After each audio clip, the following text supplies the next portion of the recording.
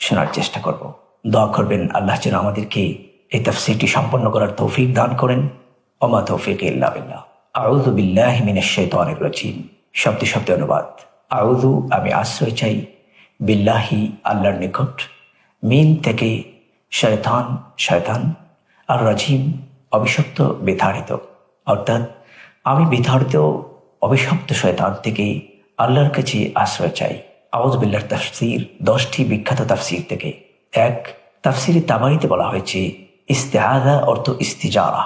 ইস্তিজারা অর্থ আশ্রয় চাওয়া, সাহায্য চাওয়া, নিরাপত্তা চাওয়া।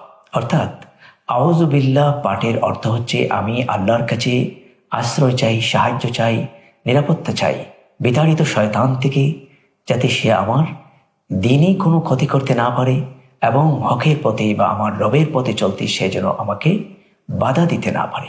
এবং তাবারি রহমতুল্লাহ আলাইহি